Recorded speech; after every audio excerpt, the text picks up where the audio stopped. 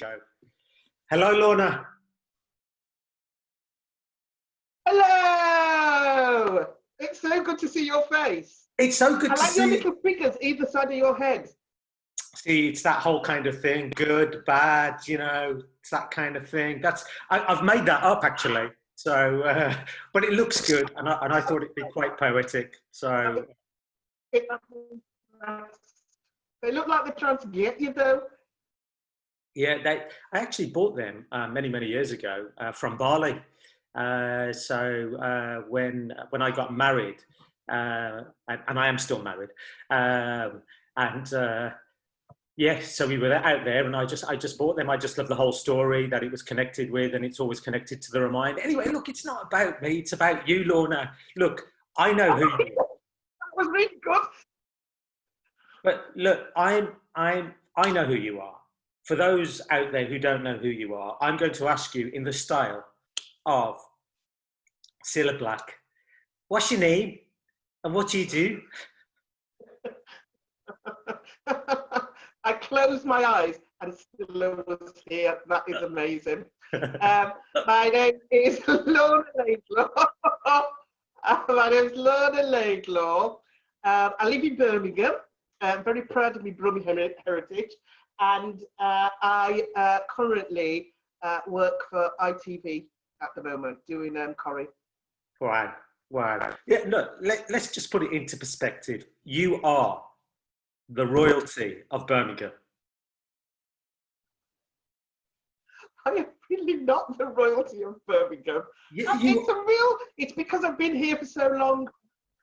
It's because I've been in Birmingham for so long, people get used to seeing my face around and they keep thinking, oh my God, she's still here. I've worked with a lot of the people. There is a delay on this line, I can see it. I've worked with most of the theatre companies in Birmingham or been connected with them somehow. Worked on the soap set in Birmingham, the West Midlands, Doctors. And then I moved up to Corrie. I think a lot of people thought that I was going to move up to Manchester, but there's no way I was going to move to Manchester. This is my home. People travel to work nowadays. It takes you longer to get across London than it does to drive up to Manchester. So why would I go to Manchester? Are you we're going to talk about Corrie and maybe a little bit about Doctors. Are you a proud Brummie? I'm a really proud Brummie. I think it can. I remember when I first went for an audition with Doctors, and I remember I had to go to London, which really annoyed me, to audition for a role. And there were two women sitting next to me, absolutely going, saying how thank God they didn't have to go up to Birmingham to do the audition. I was fuming. I went into the audition and said I was disgusted that they were having auditions for Doctors in London, and actually it should be in Birmingham. And I went to my agent, I ain't going to get it. Obviously, I think it's a conversation that. Obviously, it worked because after that, I was going to say, obviously, it worked because you got the role as Mrs. Tembe in Doctors. Yeah, that was a long while after I actually auditioned for a role as a story of the day first. And then a year and a half later, I auditioned for Mrs. Tembe and got it. Gosh, and how was that for you? Just generally, was it something that you introduced in terms of the character, or was there always the character of Mrs. Tembe? And did you take a chance on the character as to how she spoke when you went for that audition, or how you wanted to play her, or did you kind of go, this is what they said, we want it like the character to be portrayed like this? I think they were very adamant that she would be African. They didn't really care what part of Africa she came from, but they wanted her to be African and not Caribbean, which they were really adamant about that. I did give them a Jamaican accent, they weren't having any of it. But when I went for the audition, people took it really seriously, and I really admired them. People were all dressed up in head wraps and beautiful beautiful outfit, and I came with my jeans and my t-shirt on, and I felt really underdressed. I felt really underdressed. But I think because I'd been in the year and a half before, and they sort of knew about me in Birmingham, and I think some of the casting directors and the execs had come and seen me in a play at the Birmingham Rep where I had an African accent. So they knew that I could do that. So I think that also, and also that I'm so brummy. But I also remember when I first started with Mrs. Tembe, I said to them, rookie mistake. You've got a Brummie in a Brummie show with an African accent. A Brummie, a true Brummie. Not big time here, man, because, you know, this is just, it's so, and the biggest thing for me is when I started is that I really wanted more Birmingham voices in the show because I just thought that there weren't enough of them. Which meant that I just complained about it often enough. You know, Barty came, you know, Laura came, Ashley came, and all of them with a good Birmingham accent. So I think it's really important to represent the area that you're in. Did you have to work on your African accent where you kind of went, because there are so many different kind of dialects, isn't there? Or did you kind of just go, well, this is a general one that I'm going to go for, and I'm going to give it a slight Birmingham twang within it, you know, where you might throw in the odd word, all right, Bab, or something like that? I went for, because I just finished doing a play set in South Africa, I thought that I could soften all the South African has got quite a hard edge to it. South African accent, it's quite clipped. There's a clippedness about South African accent. So if you give if you soften all the edges on it, it becomes Botswanan, which is northern, which is the #1 detective agency sort of accent. So I just moved it north of South Africa, and then I had a speech coach that I had for a day, and she just said, actually, you're absolutely on everything. She said, all you need to do is just soften everything, which is what I did. But which it worked because people from Botswana thought I was Botswanan. Wow. And actually, when they met me and saw me with my hair, they said, oh my God, you look so much like the woman off Doctors, but you can't be because she's Botswanan. And what language do they speak in Botswana? Do you know? Or I'm testing you now, Lorna, and Lorna's going, oh my gosh, what is it? I'm going to say Botswana. Oh, why are you doing this? No. I wanted to say hello to you in Botswana, and I don't know. I just kind of... Literally, I'm going to be really honest with you. When we first started, I said there wasn't enough Botswanan in it. There wasn't enough Botswanan language in it. So we started putting in where she tried to team Birmingham up with Botswana, and she went to the council to have a Botswanan day. So and sort of food as well. I had to learn all the Botswanan for basically, you know, ladies' fingers, all Botswanan dishes. That was really, really difficult. It's a really complicated language. It's a really complicated language. For you, in the sense that obviously breaking into the BBC, you did amazing playing the role of Mrs. Tembe. Everyone still comments about it now, that how much they miss your character. I always see it on Twitter. Do you miss playing the character, or do you kind of think, you know what, it was good for that period, and now it's time for me to move on? Or the character, yeah. I loved that. I loved it because I fashioned up. You know, I remember a producer saying, on paper, Mrs. Tembe should not have worked because she's a religious African woman who wears wigs, who goes to church, who's very opinionated. You put all that together, you think, oh my God, this is not going to. But somehow you soften all those edges and you play a character rather than a caricature.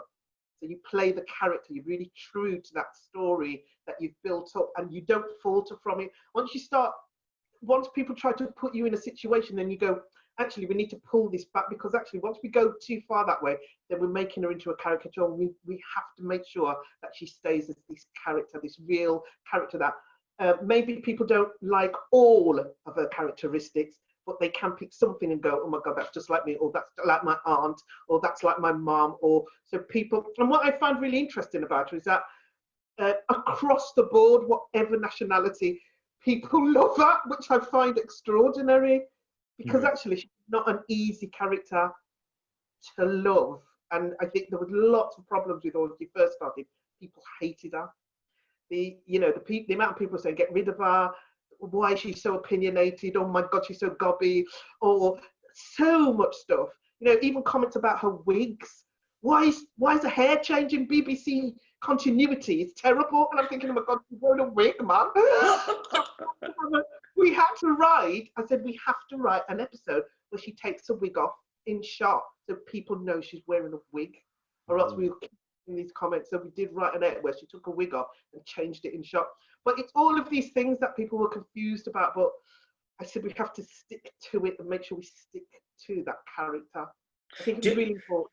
For you, do you think there's also this thing about, in terms of with an accent, in the sense of we're performing to a predominantly English audience, English-speaking audience. So what tends to happen is that if you were to hear a native speaker, they would actually probably sound quite different. They may speak faster. As an example, I remember speaking to one of my cousins from India, and when he was talking to me, he was talking quite fast, and everything that he was saying, and I was just like, wow. And what I realized was that the Hindi language, in terms of the words that they comprehend, are a lot faster than English. So whereby we might read half a page, they've already read a page, or the amount of, so what you tend to do is you kind of change it. So where you kind of go, people understand what you're saying. Were you finding that you were having to do that, or did you kind of? I think because she'd been here for so long, that actually she, with the storyline I had from her background, because she's been here for so long, and also in Botswana, a lot of people are English speaking anyway. So actually, once she came to England, and it's also that thing of her being very refined. She has a refinement about her. She thinks that that the English language is something that you do, and you do it properly. She's a great believer in the royal family. We had a whole ep where she went to meet the Queen, which ended disastrously. But I think for her, it's a real pride that she speaks so well and so confidently. But I didn't really think about having to slow stuff down for doctors, because actually you have to think of her story, that actually she'd been working as a receptionist before, she'd been working here for a long time. So actually she would have adapted to an English pace of speaking. So you've kind of taken all those elements on. I mean, it brings us on to your new current role in terms of playing. Is it Aggie Bailey in Coronation Street? Yeah. Yeah. How's that journey been for you? I mean, you've gone from the BBC to ITV. Suddenly, as soon as you say that, people are going, wait there, drinks are on Lorna. I know. It's a funny thing, isn't it? It's a real funny thing. I think that journey was a very weird journey as well, because when I left Doctors sort of in I can't even remember, it's like 2.5 years. Oh my gosh. I can't even believe it when I'm thinking about it. I'm thinking, is it that long ago? It wasn't last year. No, it can't be 2.5 years. It was not last year, it was a year before. So it's nearly 2 years, right? So I left in that September, not last year, the year before, with nothing. I had no job to go to. There was no work lined up. There was nothing. I just knew it was time for me not to play Mrs. Tembe anymore. And that's not, it's not that he's thrown away the character. It's that she had got to a place in the whole storyline. They'd moved her to be in the office, and I think it sort of changed her. She couldn't be as free as she was. There was something fundamentally wrong, I thought. I couldn't get into the mindset of her having to pull back so much to accommodate being a practice manager. There was something fundamentally, I said, there was something lovely about a woman on reception who had no power but actually run the place. Mm-hmm. That's interesting. It's really interesting to watch. Once you change that dynamic, then actually she has to answer to everybody. She can't make a decision on her own. She can't question. She can't.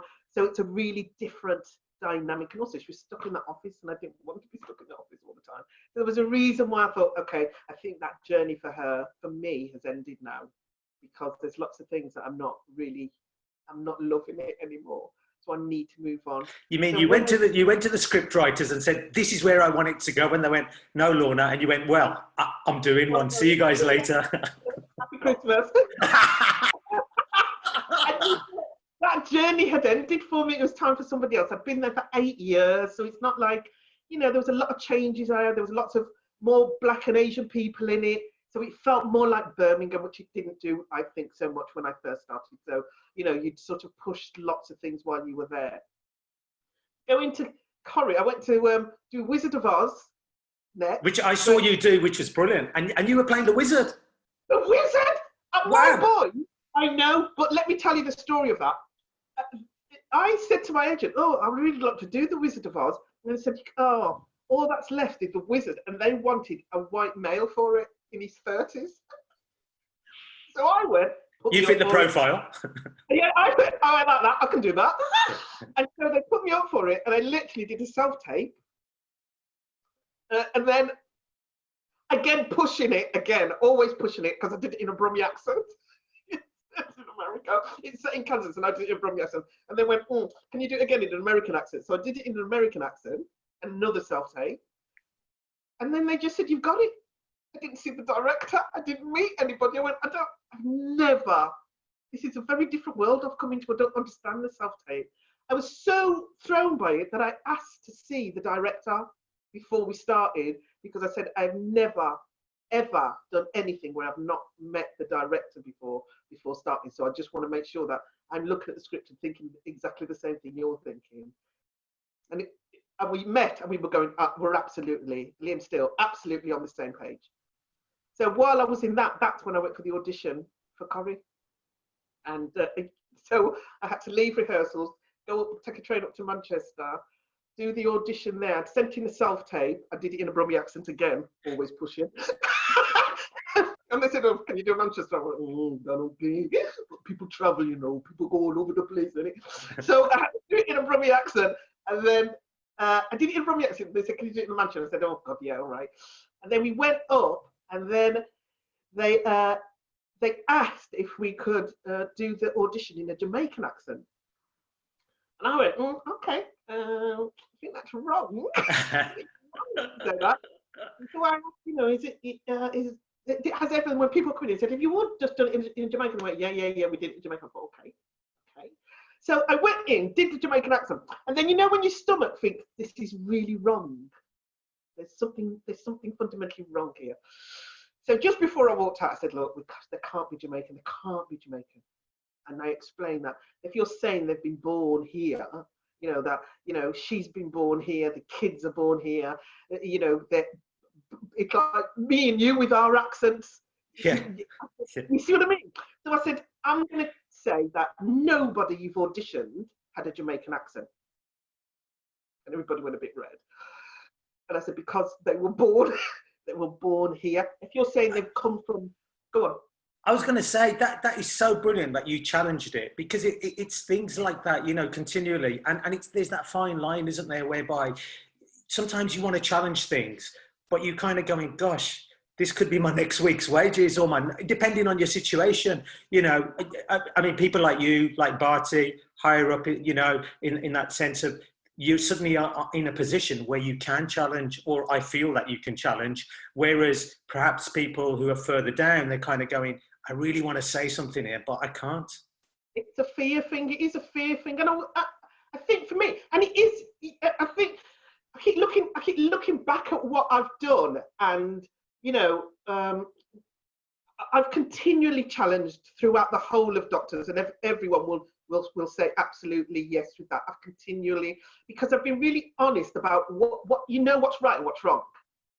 So when I went to Corrie, I knew it was wrong, and I did say to them, I don't mind if I don't get this job, but you have to get this family right because so much is resting on it.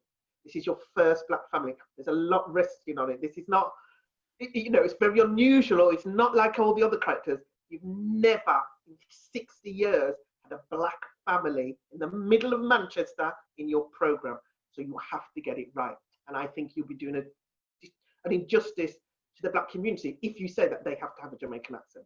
I also said there are other islands, because not everybody is from, it's not everybody's from Jamaica. So you have they could have said African. Botswana. And I could have, that would have made so many people happy if it was Mrs. Tembe going into that bloody show. Can you imagine? A crossover. But so we had a discussion about it, and we talked about that. And that's what happened. You know, she's from Manchester. Her heritage is Jamaican. He's Dominican. So that discussion happened. But I think it's really, really important that those discussions happen, because actually this show goes globally. You are telling a global audience what this community is like. And actually, if they have not got that community where they live, then that snapshot is it. Would you say it's this whole thing about it's the lack of diversity, and not in terms of, okay, still so in terms of filming, and maybe I don't know, I'm making a judgment, I could be totally wrong, maybe more so on ITV. On BBC there tends to be more diversity, on ITV there seems to be less of it. Do you think it's because of the higher positions, the decision makers, they might be white, middle class? You know, I'm stereotyping here. I could be wrong, because they might not be, you know. And so that question would never have taken place where someone goes, Lorna, I want you to come in here and do it in a Jamaican accent, because there's somebody there who's sitting there going, well, wait there, if we want to move forward, surely we shouldn't be doing this. No, and I think those are for me, those are the problems that aren't, those questions aren't being asked. That for me, you know, and I don't think ITV or BBC are any better or any worse. I've been to places in ITV, in big buildings, where literally there are no black or Asian people there. And I think there's a massive problem of people talking about ticking a BAME box. I hate that phrase, and I would absolutely love to get rid of it, because I've never learned what those letters mean, because they do not refer to me. I have no idea what those succession of letters mean. I'm not a letter, and I think it does a disservice to people when you put everybody in the box, because actually you're not looking at these people's individual needs. It's changing from BAME to BAME now, which is refugee. My experience as a woman being brought up in Birmingham is very different from a refugee. So how can you say you are serving these people, all of us, adequately, if you're not actually identifying what the problems are? And there is also no equivalent for white groups of people. What do you think? Because people do tend to, when they're referring to groups. So would you say that in terms of your own, in terms of a category, when sometimes people say, look, there aren't enough black people in the show, would you want it to be said that, or there's not enough Asian people in the show? Whereas if you said black, or if somebody said Asian to me, I might go, wait there, I am Asian, but I'm Indian.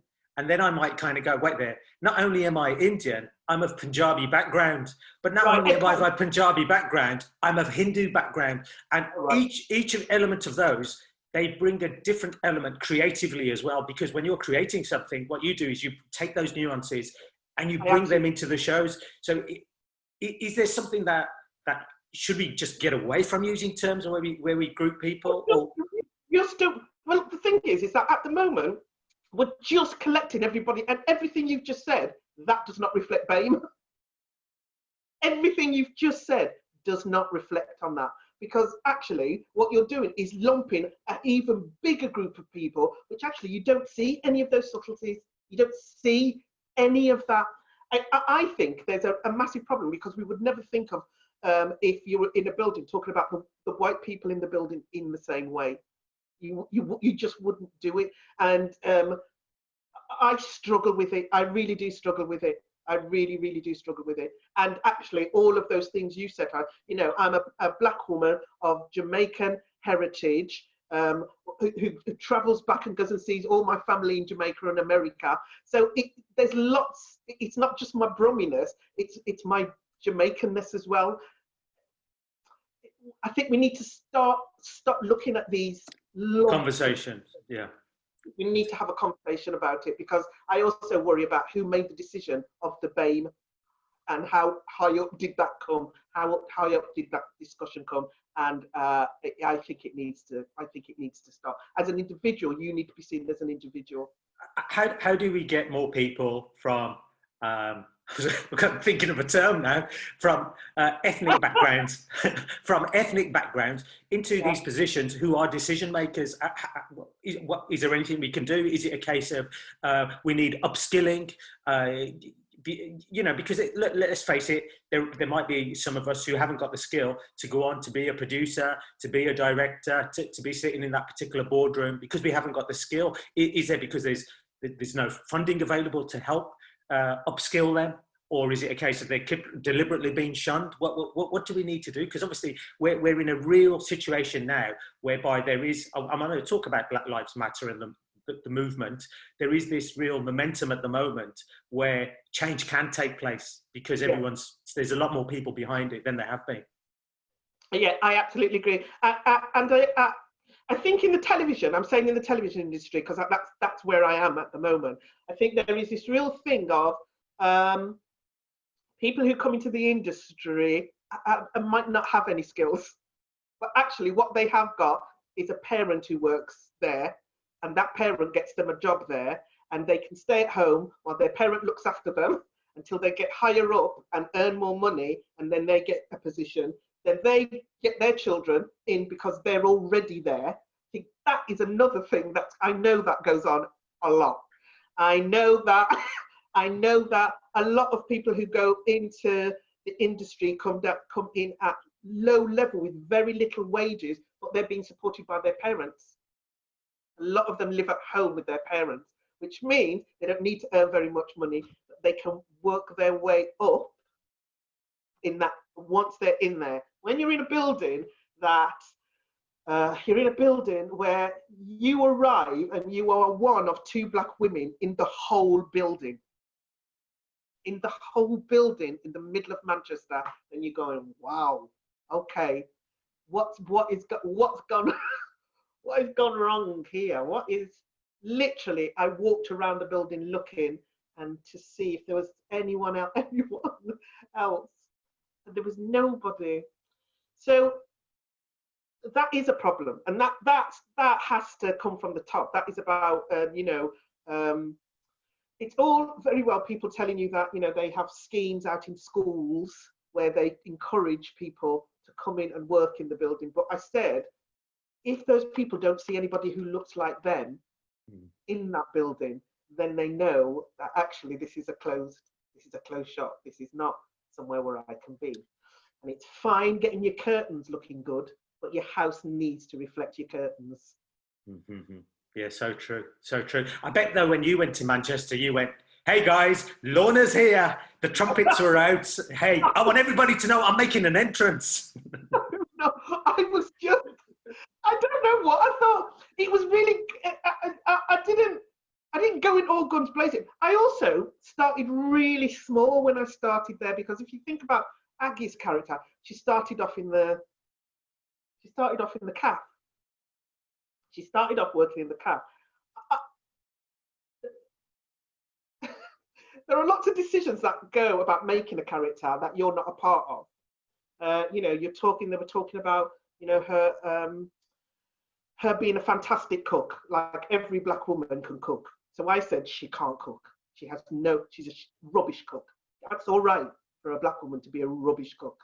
So, and I could see them panicking because I know they'd already written that she was cooking up a stall there. So I could see them panicking, but I said, not all black women can cook. We have to look at that and start looking outside the box with that.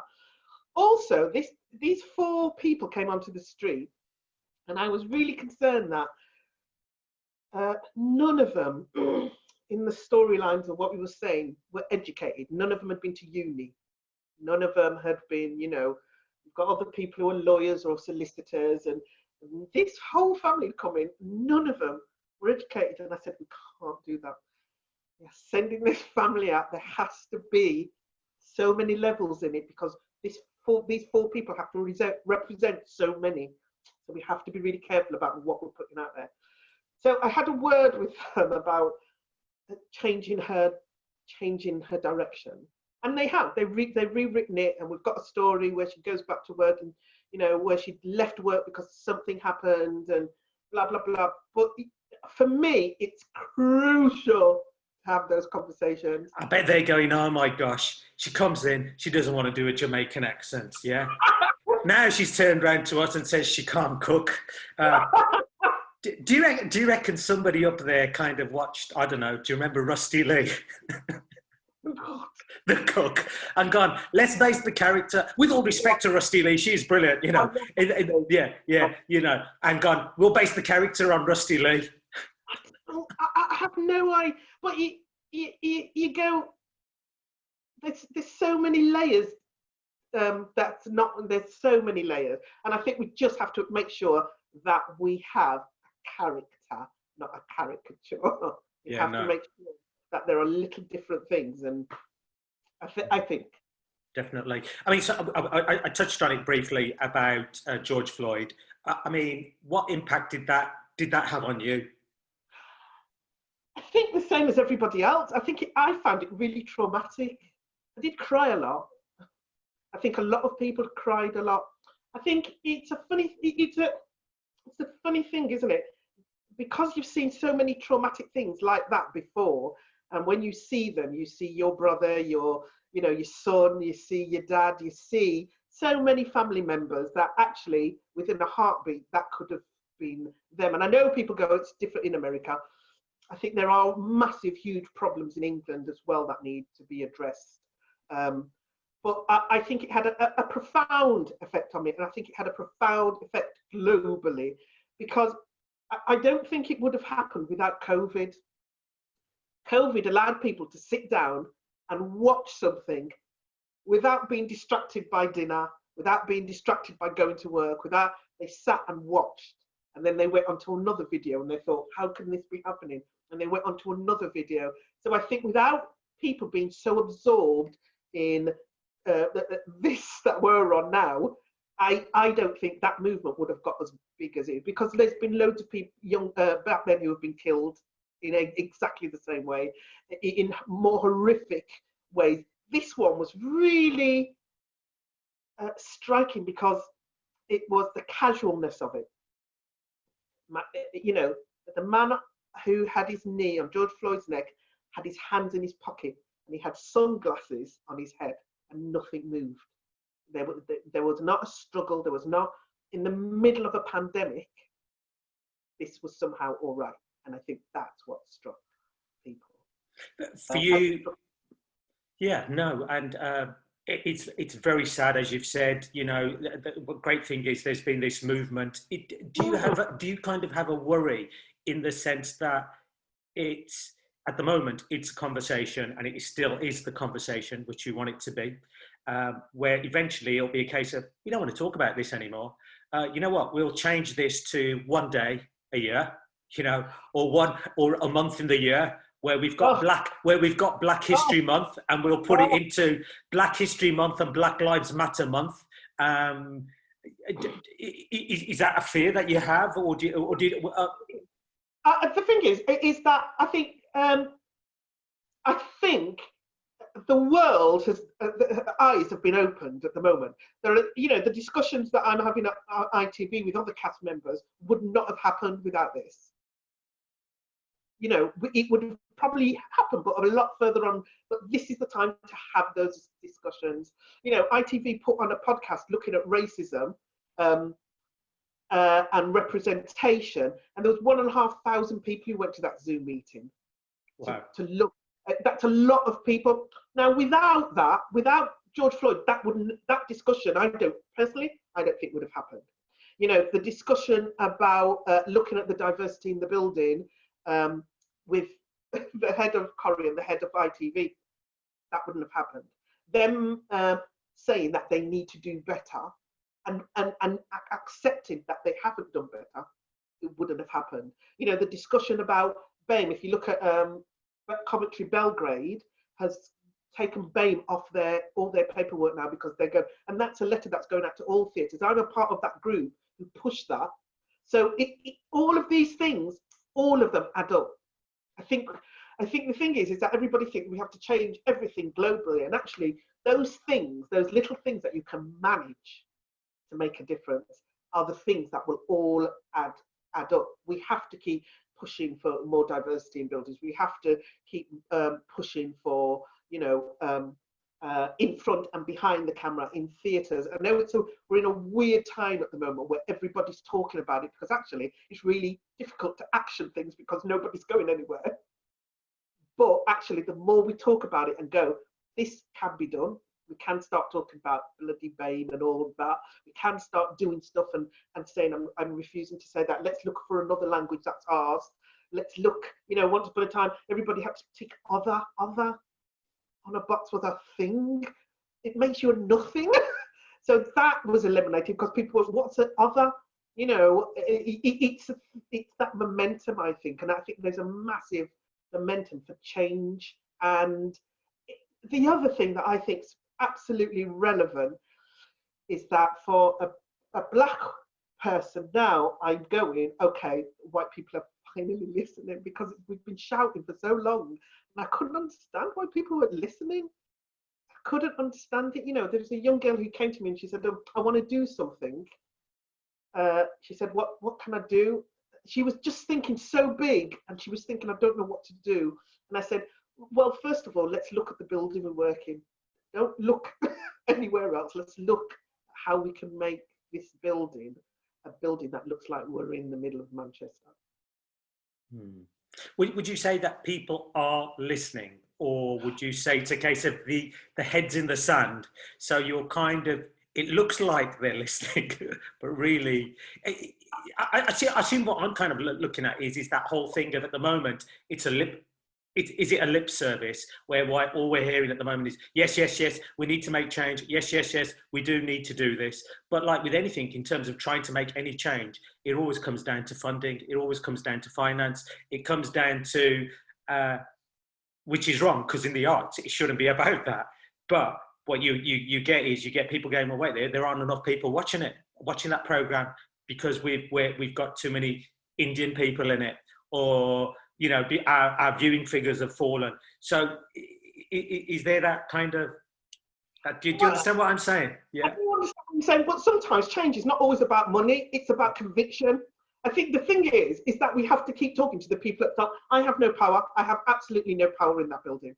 But actually keeping pressure on those people at the top, they can make the decisions. You know, when you're saying, they said that 5 people have been employed last year, just 5 people. And I said, okay, but all of those 5 people could have been black, Asian, you know, we could have looked for somebody from an ethnic minority to actually fill those places.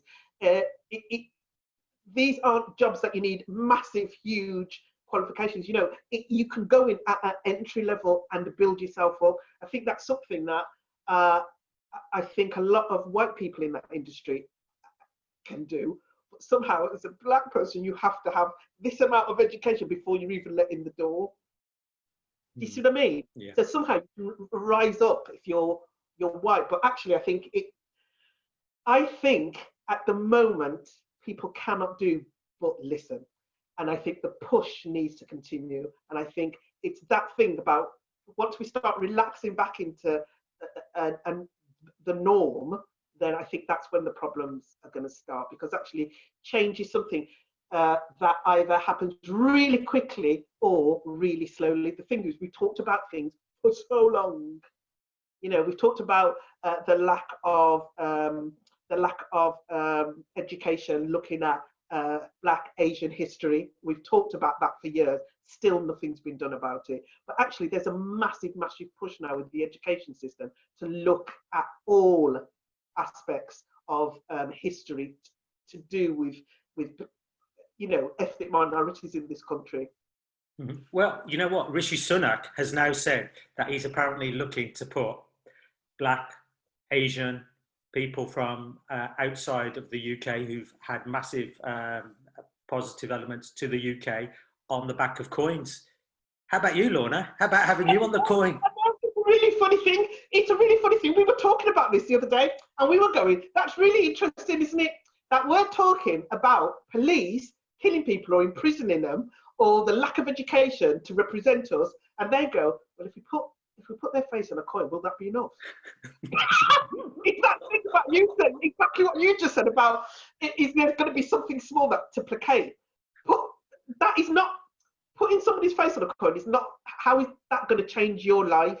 How is that going to improve our children's education? How is that? It's a gesture. It's a gesture, but it's a gesture.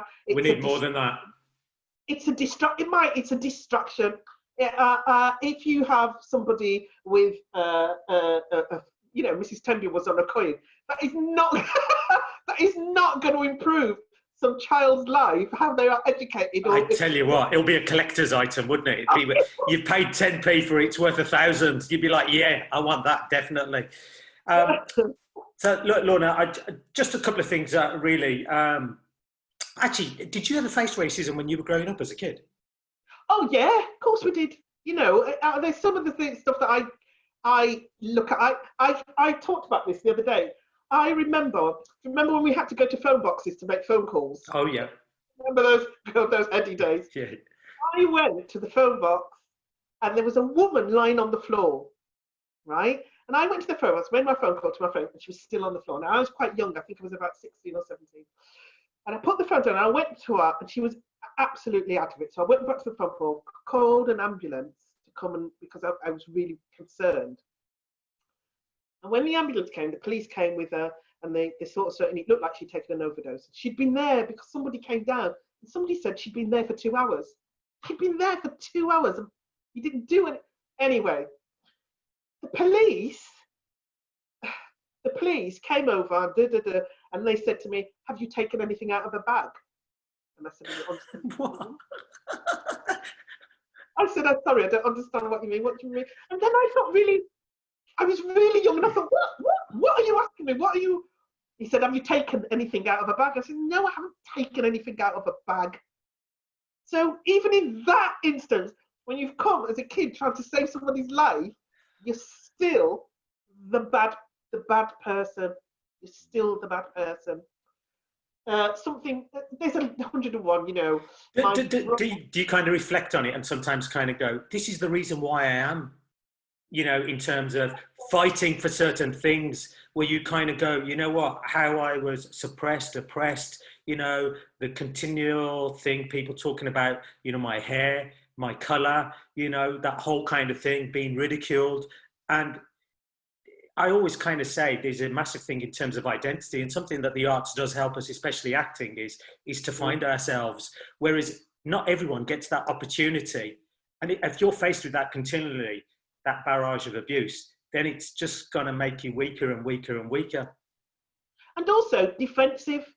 It's also going to make you so defensive. There was this great thing. It was done in Victorian times. It was a great experiment. There was a man, a white guy, who had, he had a sort of very raised forehead, sort of broken nose, chiseled chin, and he was continually in prison. And the reason he was continually in prison is because he looked like a thug. So everybody treated him like a thug.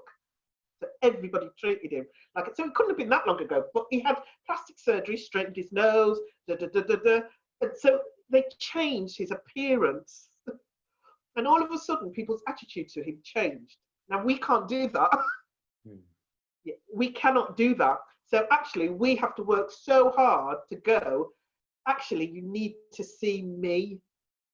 And at the moment, what you're doing is a blanket colour, and you're making all of these points. You've got certain points that I am before you even know who I am. You've made decisions about me before you actually know who I am. So I think it's really difficult. I think it's also that thing about young men being stopped continually. It's not that they've done anything wrong. They can't have nice cars. You can't, have a decent car. You can't dress in a suit and drive a decent car because you will be stopped. If that's a continual thing, of course you're going to be defensive. Well, I hope Aggie in Coronation Street drives. You know what? I would say get an Aston Martin.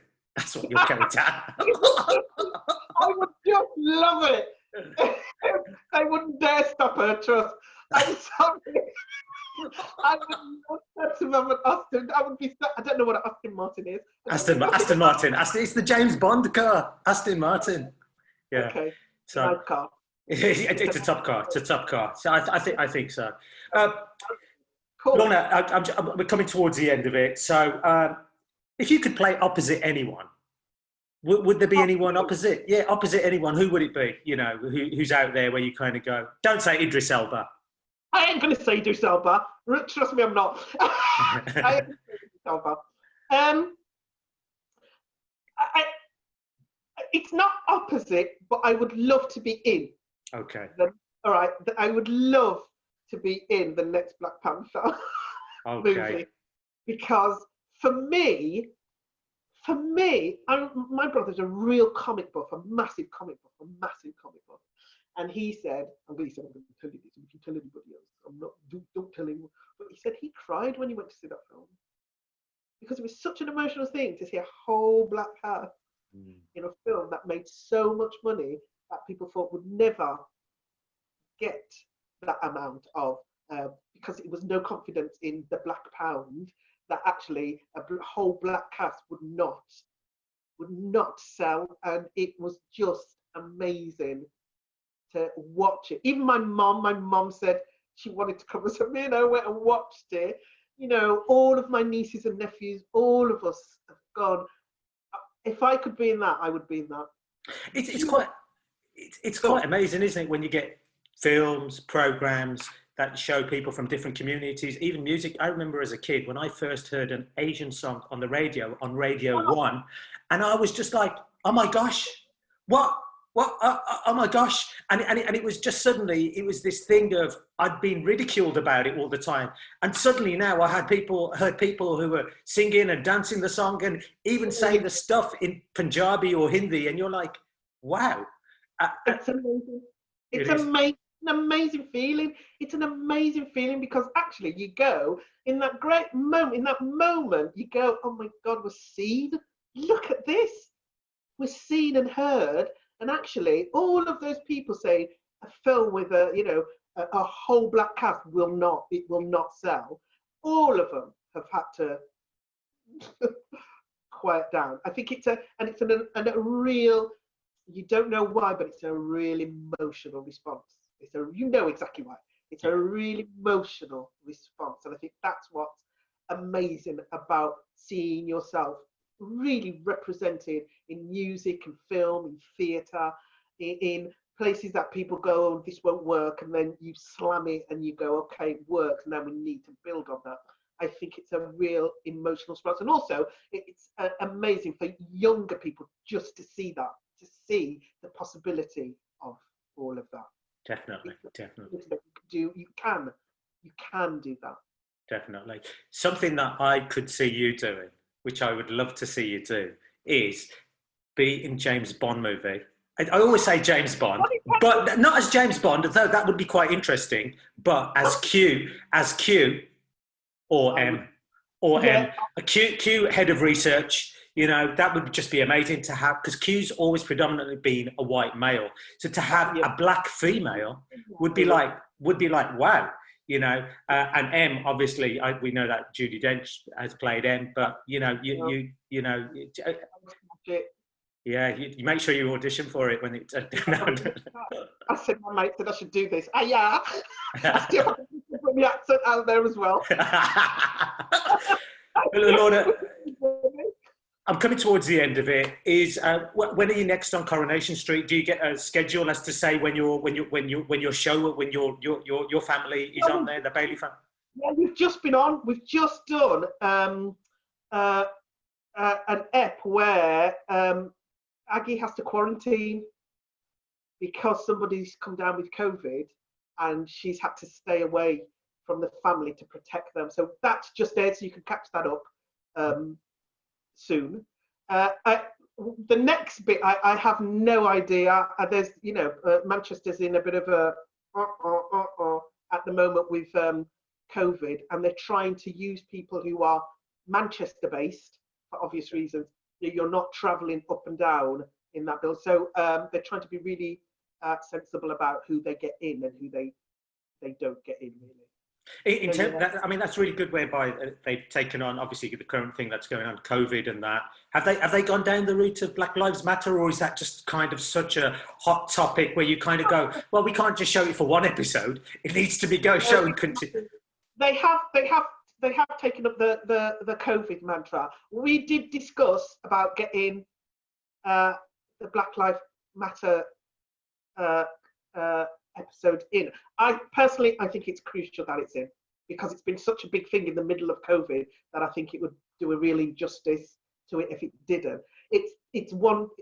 For me, it's just thinking about who would be the best person, and I think Roy would be a great person to have gone for Black Lives Matters simply because of his relationship with Hayley.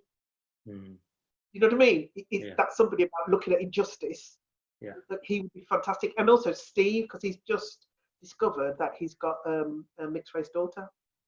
And I assume there's that thing, isn't there, whereby when you have things like a movement like Black Lives Matter, whereby it changes your own perspective. You suddenly change as a person, because you suddenly, where you may feel that you haven't got a voice, you suddenly go, you know what? Now I've got a voice, and I'm going to suddenly start saying what I feel, do what I want, or it changes people. I think I've always been like that. But what I have discovered is that actually, for white people, I think it's that thing about having a voice for somebody else. I think that's what I found really interesting about this. That actually, if you look at all the marches, it's not just black people. Yeah. Actually, that's what I think is really interesting about it. And then you go, then you've got to ask your question: if this was just black people, would it have gone so huge? Do you know what I mean? Yeah. Is it white people joined in the voice that actually, if this is why people are watching and listening? But I think it's the right time. And actually, what I would love to see more of is actually listening to what white people's experience of George Floyd is. I've heard so many poor black people having to trawl out their traumatic events in their lives, but actually listening to white people and seeing how their perception, what changed their perception of this whole thing, I don't think that's been explored. Maybe to exploring Coronation Street. Maybe it should be, because it's not over television. All you see is black people talking about. Yeah. And it's so great. There are so many different communities who are supporting a cause. Supporting it. It's just, and it is that thing about going, we have to support each other, because actually it's that thing about, in numbers, that's when we start to have a real voice in numbers about supporting and looking after and respecting each other and loving each other, actually. Definitely. Well, look, Lorna, thank you so much for taking time out with myself and sharing it. It's just been so lovely speaking to you. Thank you. It's been quite political, hasn't it? But I think that's quite a good thing. I'm sorry. It's a good thing to talk about this sort of stuff. But Definitely. I love you. Definitely. I'm going to just stop recording and just say my thank you. So thank you again. And good luck with Coronation Street. Thank you.